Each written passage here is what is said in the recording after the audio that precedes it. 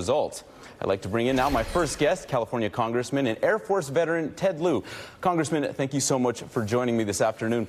You wrote an op-ed yesterday saying that you yourself have been a victim of the same kind of attacks as Congresswoman Omar has this week, despite the fact that you are a military veteran and a sitting member of Congress. Can you talk about that? Thank you, Philip, for your question. I'm an immigrant and I served on active duty in the United States military because I love America. Yet throughout my life, I've had people tell me to go back to China or Japan or North Korea, and it hurts whenever someone does that. And I think the president and the Republicans have grossly underestimated how many people in America have experienced that racist insult. We're all going to vote, and I predict that in 2020, we're going to have a Dem wave just like we had in 2018.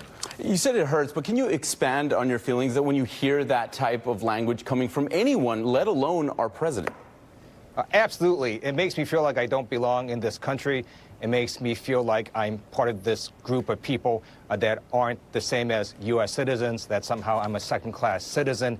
And look, Republicans and the president last year ran on a campaign of xenophobia and hate against migrants. They've now morphed that into a campaign of hate against immigrants, saying that we should leave America or go back to our country if we disagree with the president. That is going to not only divide our country, but really turn immigrants against the Republican Party.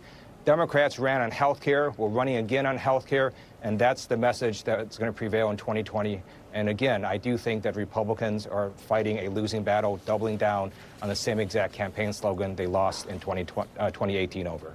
What advice would you give to Congresswoman Omar or anyone else really who has been told to go back to your country?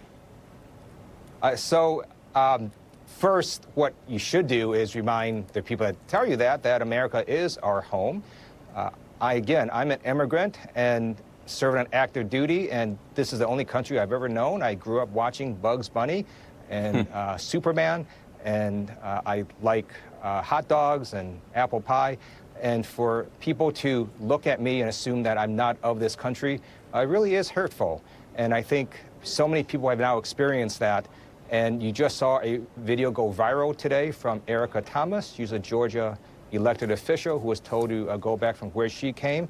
And I think we're seeing a lot of people experiencing that insult. And again, we're all going to take action, and we're going to vote in 2020. Other than the president, you said in your op-ed, you do say that you felt optimistic about how the rest of the country views people who have come here from other places. Absolutely. Again, when the Republicans ran on building the wall last year and Democrats ran on health care and anti-corruption, we won. And now, even though we've had 2.5 years of the Republican Party and Donald Trump attacking immigrants, being xenophobic, we see that immigration is now at 75% support among Americans. We know we now have the highest number of foreign-born folks in America than ever before. It's a record high. And a Pew Research report showed that in coming decades, 88% of America's growth will come from immigrants. So the president cannot stop this demographic change, and it's clear that the overwhelming majority of Americans support immigrants. Congressman Ted Lieu, thank you so much for taking time today. Thank you, Philip.